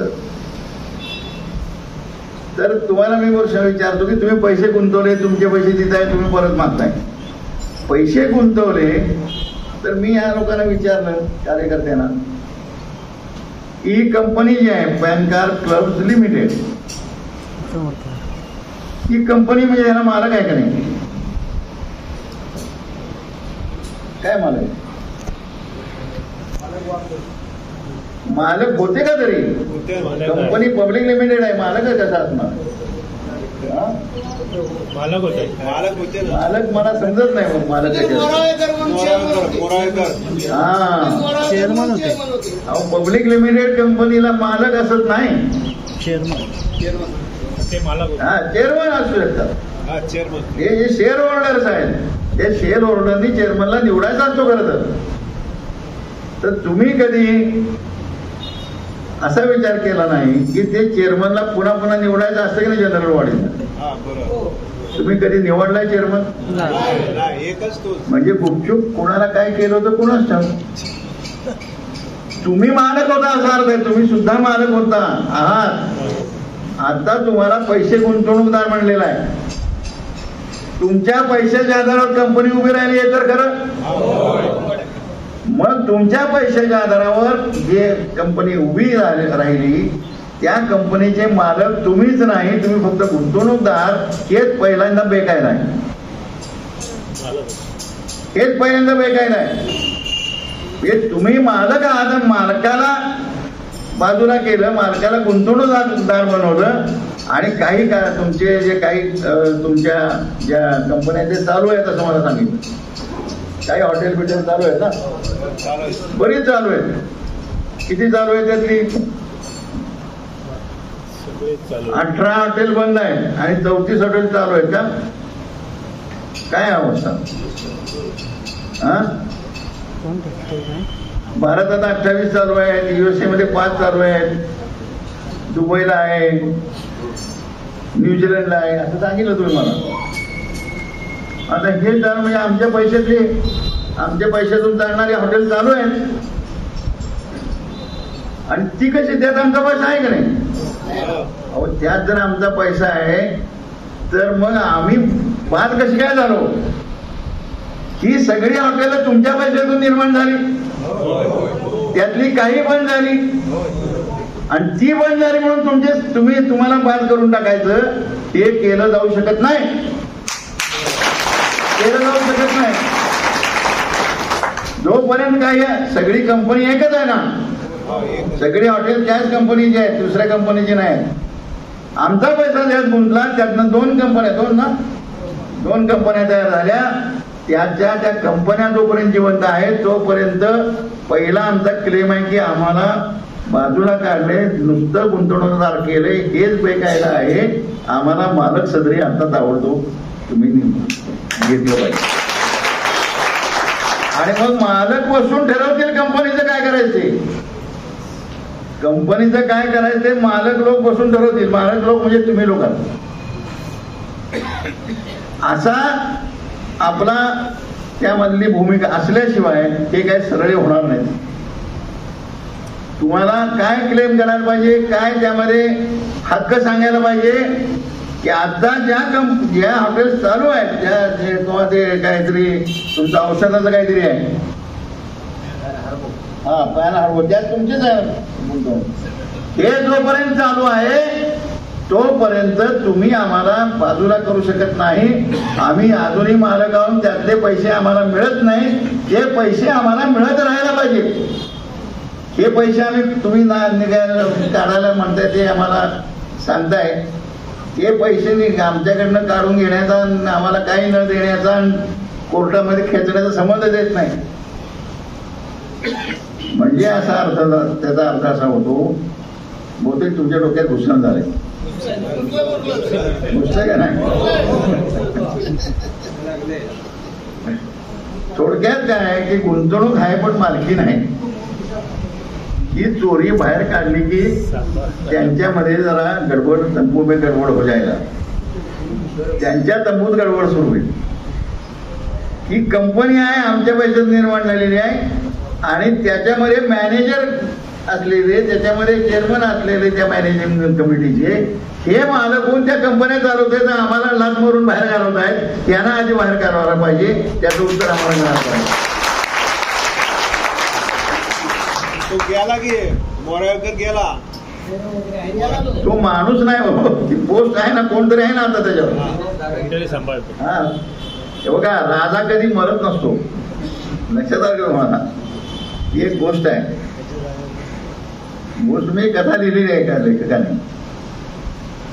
एक फार एक्सपर्ट असे डॉक्टर, हृदय रोग तज्ञ असतात पृथ्वीवर, आणि ही गोष्टच आहे, म्हणजे सत्य कथा नव्हे. तर यमराज आजारी पडतात. तर यमराज आजारी पडल्यानंतर त्यांना आता ऑपरेशन करायच्या पाळी येते, म्हणून त्यांना वर स्वर्गात असं हाय असं सदैह स्वर्गाला नेलं जातं. मग ते ऑपरेशन करायला सुरुवात होते. तर ते वाचवू शकतो कोण असं त्यांना वाटतं.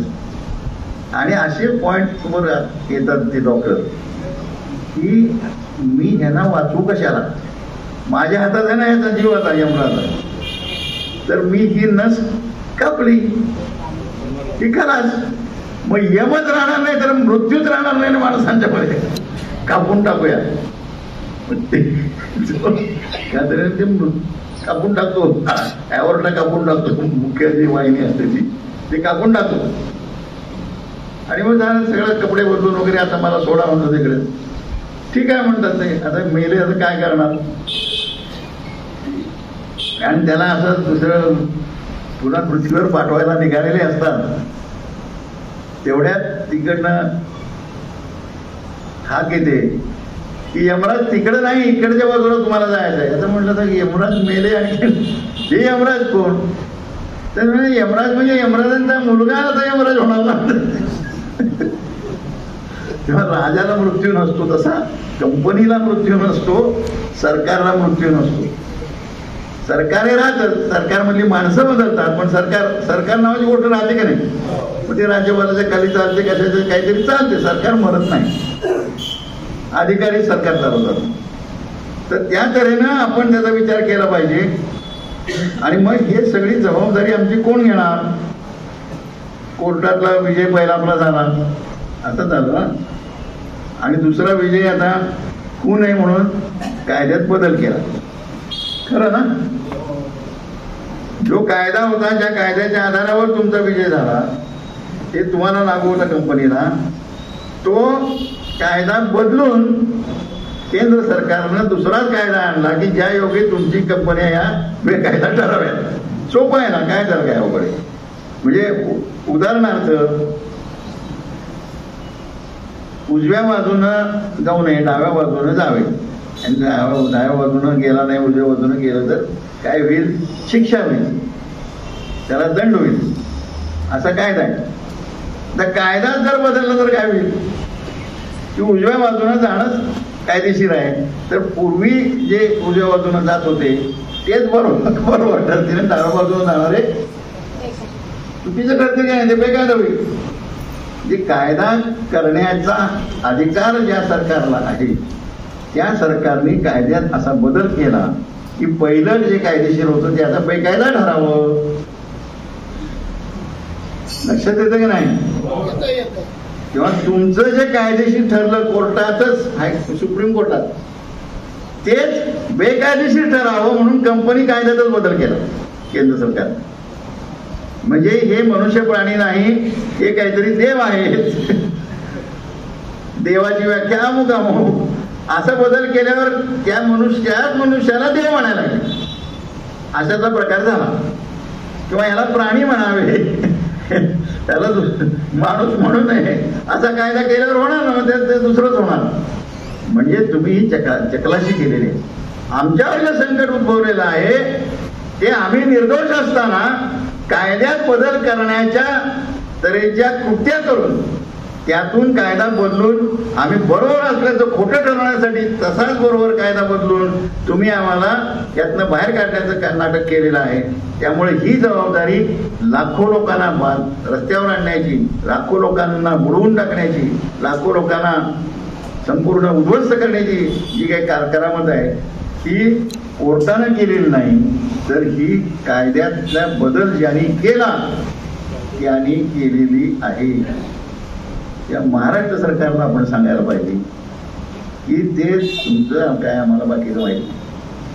आमच्याच्या बऱ्याच लोकांनी तुम्हाला मतं दिलेली, बऱ्याच लोकांनी दिलेली नाही, पण आम्ही शेवटी एकदा निवडणूक होऊन सरकार बनल्यानंतर आम्ही त्या सरकारची प्रजा आहोत सगळे. आणि ह्यातले बरेच लोक असे असणार आहेत, हजारो लोक असे असणार आहे की तुमच्या ज्या पार्ट्या आता सरकारमध्ये असतील त्यांना पण मतं दिलेली असणार आहेत.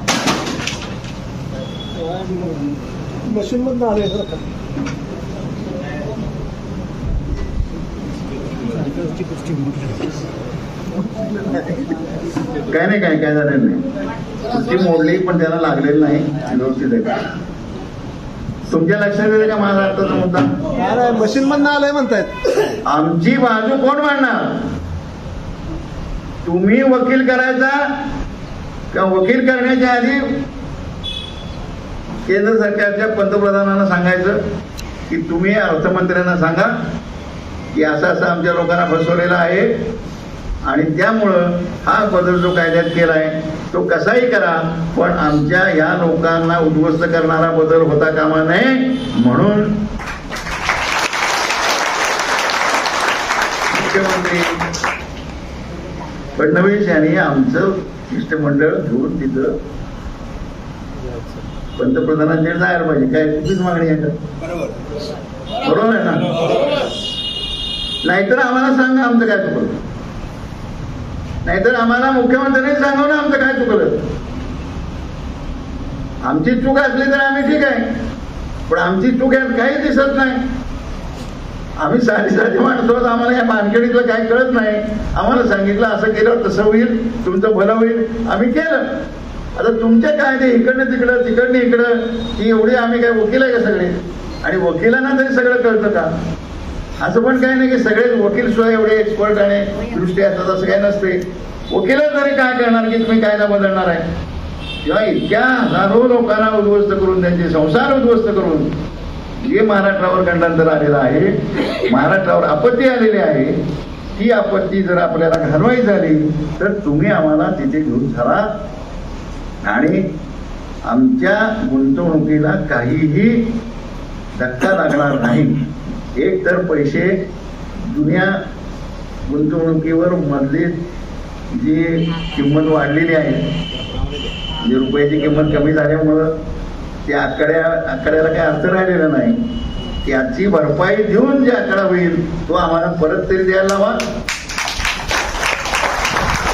नाहीतर हे बेकायदा नाही म्हणून आमचं चालू असलेल्या कंपनीतला आम्हाला परतावा यायला सुरुवात करा. दोन्ही पैकी आहे का? दुसरं मागायचंच नाही? दुसरं मागायचं का? परतच मागायचं. मग आम्हाला हे भांगडच नको पुन्हा. हे पुन्हा फसवा बसली तिसरी झाली तर पुन्हा काय करू? आम्ही गरीब माणसं आहे. त्यामुळं आम्हाला बाद झाला आता हा धंदा, त्यात आम्हाला फसवणूक पुन्हा होईल. त्यामुळं आमचं आहे ते या वाढ जी गुंतवलेले 100 रुपये आहे ते 100 रुपये ज्या 10,000 झालेले आहेत तर त्या दरानं आम्हाला ती रक्कम परत मिळाली पाहिजे. आता निर्णय करा.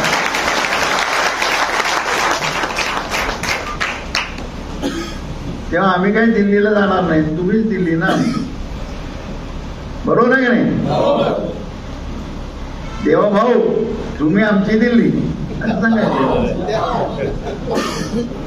आणि त्यामुळं आम्ही आता आझाद मैदानावर येऊन बसतो बायका पोरांचं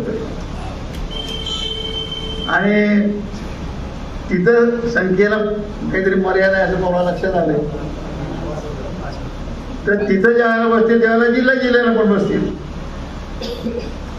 तिथं मावणार जे नाही ते जिल्ह्याला बसतील ना कलेक्टर कचेरीसमोर. असं एक आंदोलन आपल्याला सुरू करावं लागेल. यश मिळेपर्यंत घरला जाणार नाही असं आंदोलन सुरू करावं लागेल. हा निर्णय आपल्याला घ्यावा लागेल. पण त्याआधी माझा चळवळीचा अनुभव मला असं सांगतो की तुम्ही आलाय 300 लोक आहे साधारण, मी मोजलं. अशा 20 रांगा आहेत, म्हणजे असे उभं आहे ते 20 लोक बसलेले आहेत. 20 गुणिले 15 आहेत, 15 गुणिले 30, 300, 350, 315 वगैरे असे लोक आहेत.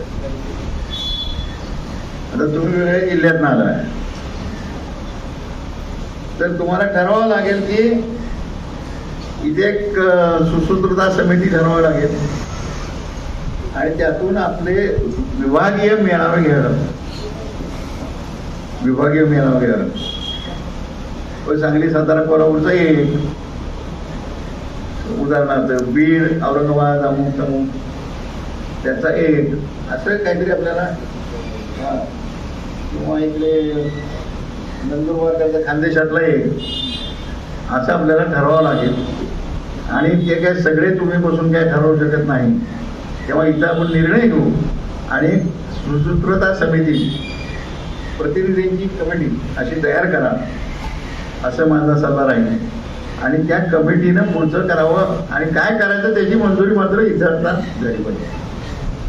म्हणजे थोडक्यात आंदोलन करायचं काय ठरलं पाहिजे, बेमुदत करायचं काय ठरलं पाहिजे, आणि त्याचं स्वरूप आहे शांतता मन मार्गाने करायचं आपल्याला, बाकीचं काय करायचं नाही. मध्ये जे म्हणजे आपण अत्यंत शिस्तबद्ध करायचं आहे, कोणी आपल्याला काय म्हणता कामा नाही, त्याच्या उदाहरणात मी जात नाही कुठल्याच. तेव्हा मग आपण शांततेच्या मार्गानं किती ताकद असते ती अशांततेच्या मार्गात नसते असा अनुभव घेतलेला मी माणूस आहे.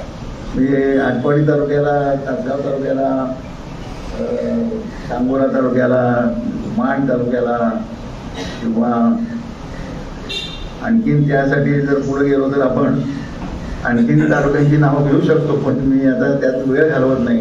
कधी जन्मात पाणी मिळणार नाही अशा वेळेला आम्ही पाण्याची चवळ ठेवतो, आणि आज त्या भागाला नुसतं पाणी मिळालं असं नव्हे तर जवळजवळ एका तालुक्यातून जी सुरुवात झालेली आहे आटपाडी म्हणून, ही प्रत्येक गावच्या प्रत्येक कुटुंबाला लक्षात घ्या, शेतीसाठीचं पाणी प्यायचं तर राहायचं, शेतीसाठीचं पाणी प्रत्येक कुटुंबाला मिळायला पाहिजे. मिळायला सुरुवात झालेली आहे. बंद पाहिजे, प्रत्येक शेतकऱ्याच्या शेताच्या जवळ बंद पाईप गेलेली आहे. अशा पद्धतीनं सुरू झालेलं आहे.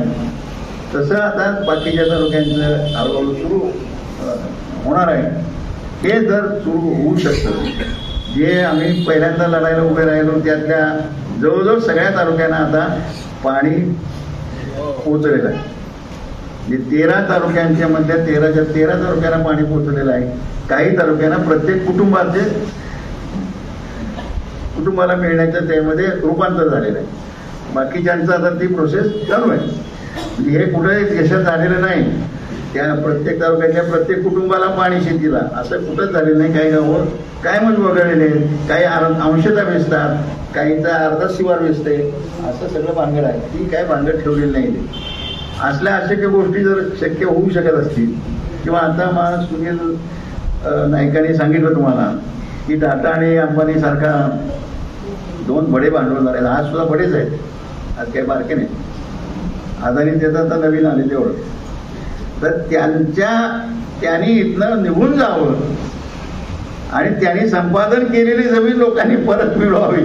संपादन झालेली होती जमीन, ती सुद्धा परत मिळाली, आणि आता ती जमीन मोकळी झालेली आहे. आता फक्त त्यात एजंट शिरलेत पुन्हा एकदा एजंट काही कुठं असल्या विक्री करायला. ते एजंट कायम असतात, ते जाऊ द्या आपल्याला. परंतु इथं तुम्हाला शक्यच नाही असं आम्हाला सांगत होते. झाले, संपादन झाले, सगळं झाले, कंपनीची माणसं आल्या, तर तुम्ही कसला लढा करताय म्हणून या लोकांना सांगत होते. आणि असं असताना दसऱ्याच्या दरम्यान आमचा एक लढा आम्ही आखत होतो की आता मंत्रालयाकडे गेल्याशिवाय काय होणार नाही. आणि त्यावेळेला माझा प्रस्ताव असा होता की आपण घट बसतात त्यावेळेला निघूया आणि दसऱ्याला विजय घेऊन परत येऊया अलिबागला. परंतु कार्यकर्ते म्हणायला लागले की लोक तयार होणार नाहीत. मी म्हटलं तुम्ही मेळावा जमवा. म्हणजे स्त्रिया मोठ्या प्रमाणात त्या आंदोलनामध्ये असायच्या, पुरुषांच्या पेक्षा काकणभर जास्त संख्येने असायचे. मी त्यांना काय म्हटलं, घट बसवायचा आणि दुसऱ्या दिवशी सकाळी घट डोसक्यावर घ्यायचा प्रत्येक गावच्या लोकांनी, स्त्रिया आणि पुरुषांनी, आणि घट घेऊनच मुंबईकडे जायचं मंत्रालयात, आणि तिकडनं विजय घेऊन दसरा करायला, सोनं लुटायला गावाकडे यायचं. तर असं सांगितलं. आता मला तरी काय माहित होतं का आपला विजय होणार आहे काय नाही होणार आहे.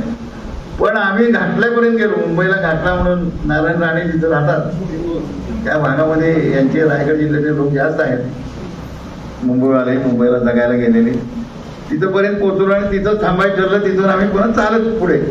त्यावेळेला आम्हाला निरोप आला, काय पुढे येऊ नका, बैठक बोलवलेली आहे, आर पाटील उपमुख्यमंत्री, त्यांनी सगळ्या मंत्र्यांना बोलवलं. आणि बोलवलं म्हणजे ते धुळ्याला गेले होते, काहीतरी गृहमंत्री असल्यामुळे काही भानगड झाली होती. ते तेवढ्यासाठी लवकर परत आले हेलिकॉप्टरने आणि बैठक झाली. आणि बैठकीत जे ठरलं त्याची पुन्हा पुढच्या 6 महिन्यामध्ये जी काही पुढं प्रगती झाली, त्या प्रगतीतून यांच्या सगळ्या जमिनी मोकळ्या करून घेतल्या गेल्या. आता हे भारतात भर कुणी सांगायला गेलं तर लोकांना खरं वाटत नाही. म्हणजे सांगतो बघा काय झालं ते. हे असं घडू शकतंय हे लक्षात घ्या. किंवा पवनचक्क्या उभ्या राहिल्या, तर पवनचक्क्या उभ्या राहायला लागल्यानंतर एजंट घुसवले, एजंटांनी जमिनी घ्यायच्या आणि स्वतः घेऊन यांना विकायच्या, एजंटांची एकमेकाची खून मारामाऱ्या झाल्या. आणि मग आता काय करायचं असं सगळं झालं. आम्ही जवळ केली म्हणले हे एजंट बिजंट सगळे बाजूला, आणि सगळ्या पवनचक्क्या बेमुदत बंद केल्या. कोल्हापूर आणि सांगली जिल्ह्यात सगळ्या पवनचक्क्या बेमुदत बंद केल्या. मोठ्या मोठ्या कंपन्या, मोठ्या मोठ्या परदेशी कंपन्या. आणि म्हटलं आता काय या सरकारने इथं फिरायला यावं, मंत्र्यांनी यावं चालू करायला. ते इतकं मोठं होतं की आमची बैठक लागली. एक मंत्री परदेशात गेले होते, ते पण तेवढ्यासाठी परत आले. आणि त्या बैठकीत असं ठरलं की ते पवनचक्क्याचं तर सरळ आहे ते सरळ चाललं पाहिजे. तिथं कुणाचं पिकाला नुकसान होता कामा नये, कुणाची मधली शेती उगाच घेता कामा नये. आणि जिथे इथं पवनचक्की उभी राहिली ज्या गावाच्या शिवारात, त्याचा वारा वापरताय तुम्ही. वारा कंपनीच्या बापाचा नाही. वारा कंपनीला विकत घेतलेला असतो का? वारा वाहतोच ना, तो काय थांबतोय का? निसर्गाने वाहतो. तेव्हा वारा आमच्या बापाचा आहे, कुणाच्या जनतेच्या बापाचा आहे. ज्या गावाच्या शिवारात पवनचक्क्या बसलेल्या आहेत त्या गावाला 15,000 रुपये पर मेगावॅट, एका मेगावॅटच्या पाठीमागे उत्पन्नाच्या निर्मितीच्या पाठीमागं 15,000 रुपये गावाला दिले पाहिजे प्रत्येक कंपनीनं. आणि मग जेवढे हजार होतील तेवढे, लाख झाले लाख, 15,000 एका मेगावॅटला. पवनचक्की बंद पडली त्याची जबाबदारी आहे. तिथं उभी आहे ना तुझी. बंद पडली तरी सुद्धा पैसे मात्र इथं दिले पाहिजे. तुझी बंद पडो नाहीतर चालू, नाहीतर पवनचक्की काढून घेऊन जा, माझी मी शेती करतो. लक्षात आलं तुमच्या. हे सुद्धा आम्हाला वेड्यात काढलं होतं की काय होणार नाही, कशाला आपण साधं काहीतरी नुकसान भरपाई वाढवून बघूया. पण ते झालं. या गोष्टी मी तुम्हाला अशासाठी सांगितल्या की अशक्य वाटलेल्या गोष्टी जर शास्त्राप्रमाणे केलेल्या असल्या आणि तुमची जिद्द असली, तुम्ही जर मध्येच पडून गेलात त्याला, तर मग काय होणार? मग आत्ताच विचार करा.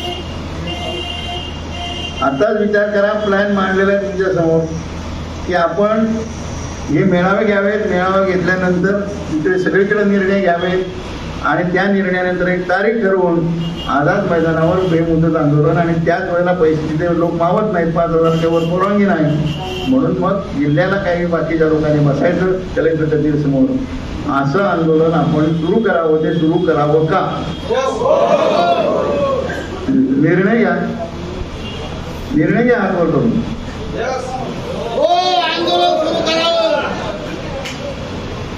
त्यासाठी सुसूत्र समिती आत्ताच निवडा आणि ती सुसूत्र समितीची बैठक होऊन पुढचं प्लॅनिंग करण्याच्या दृष्टीनं पुढची वाटचाल होईल. आणि मग फोनवर सगळ्यांना काय करायचे नंतर आपण करू शकतो. या पद्धतीनं जावं असं मला वाटतंय. मला अशी खात्री आहे की जर तुम्ही यामध्ये मध्येच पडून गेला नाही, जर तुम्ही ठरलेल्याप्रमाणे वागला नाही, आपणच ठरवल्याप्रमाणे वागला नाही, जर तुम्हाला कोणतरी सांगायला आलं कशाला काय जात आहे, तुला पैसे तुझ्या पडते, प्रत्येकाला सांगू शकतात की तुमच्यापुरते पुढाऱ्यांना सांगू शकतात, बिन पुढाऱ्यांना सांगू शकतात, गावातल्या एखाद्या माणसाला प्रेशर आणू शकतात, जिल्ह्यातल्या माणसाला प्रेशर आणू शकतात. माणसं आपली फोडायची कशी आता तुला होऊ शकते. तुझे पैसे देतो, कशाला भानगडीत बोलतो असं म्हणणं सुद्धा म्हणू शकतात. या सगळ्यामुळं जर तुम्ही जर विस्कळीत झाला नाही आणि आता जसे हात जोरदार वर करताय आणि जोरात बोलताय, तो जोर विजय होईपर्यंत कायम ठेवला तर तुमचा विजय 100 नाही 101% होणार.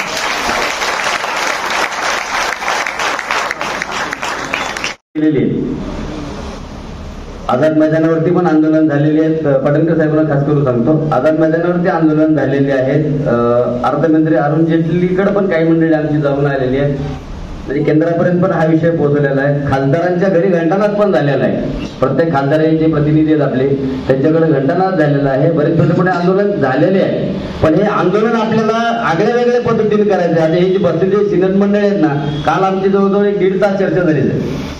हे सगळे संघटना आणि सगळे पॅन कार्ड बाधित एका छताखाली एका त्याच्याखाली आपल्याला आणायचे, बॅनरखाली आणायचे आणि ते पाटणकर साहेबांच्या नेतृत्वाखाली खरोखर जो लढा उभा केलाय साहेब, हा लढा एक वेगळी दिशा आपल्याला देणार आहे. आता झालेला आपण बघितलं मराठा आरक्षणचा लढा, माणूस करतो होता, पण त्यांचे विचार जे होते साहेब साधी मान काय म्हणतो ना, साधी राहणे उच्च विचार, आणि त्याच टाईपचं पाटणकर साहेबांचं नेतृत्व आहे. ते दिसायला बघितलं तर एकदम आपल्या बँकेच्या सांगण्यासाठी दिसतात एकदम साधं सिंपल आहे. आम्ही चर्चा करायला गेलो तर साहेब सहज आले आमच्या समोर बरमुडा आणि टी शर्ट वगैरे घालून, म्हणजे एकदम साधा आहे पण विचार खूप श्रेष्ठ. तर ह्या व्यक्तिमत्वाच्या बरोबर, ह्या विचारांच्या बरोबर, ह्या नेत्यांच्या बरोबर आपण राहूया आणि साहेब जसे सांगतील त्याप्रमाणे आपण काम करूया. आज तुमच्या सर्वांच्या सभागृहाच्या वतीने मी साहेबांना शब्द देतोय की साहेब त्याच्यामधला एकही मावळा आमचा कोणी काही सांगू दे, आमचा धाक एक धर्म आमचा एकच आहे, पॅन कार्ड बाधित आहे, पैसा आम्ही घेतल्याशिवाय शांत बसणार नाही. बरोबर आहे का? पैसा कोणाचा आहे? पैसा आमच्या बापाचा, नाही कोणाच्या हक्काचा. पैसा आमच्या हक्काचा, नाही कोणाच्या बापाचा. तर पैसा कोण म्हणतं देत नाही, घेतल्याशिवाय आपण शांत बसणार नाही. तर आपण खऱ्या अर्थाने साहेबांना पुन्हा एकदा टाळायला असून साहेबांना एकदा साहेब तुम्ही आलात, आमच्यासाठी वेळ काढला तुम्ही आणि आम्हाला उपक्रम केलं, मार्गदर्शन केलंय आणि हा लढा तुम्ही स्वीकारलाय. खास करून साहेबांनी हा लढा स्वीकारला, ह्याच्यातच आपलं यश आहे साहेब मित्रांनो. आणि पुढील कार्यक्रम वेळाभावी मला वाटतं आपल्याला जे आता अशक्य वाटतंय ते शक्य पाटणकर साहेब केल्याशिवाय राहणार नाही. पण आपल्याला मागे उभा राहावं लागेल. तुकोबरायांचा एक अभंग आहे, असाध्य ते साध्य करिता सायास कारण अभ्यास तुका म्हणे.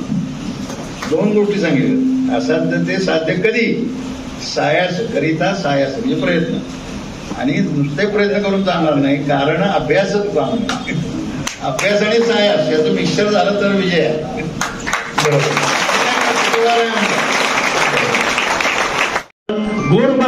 गोरगरिबांचे खरे विठ्ठल हे पंढरपूरचे विठ्ठल आहेत, तसे आमच्यासाठी आजपासून हे आमचे विठ्ठल असतील. फक्त परत सांगतो, तुमची साथ पाहिजे.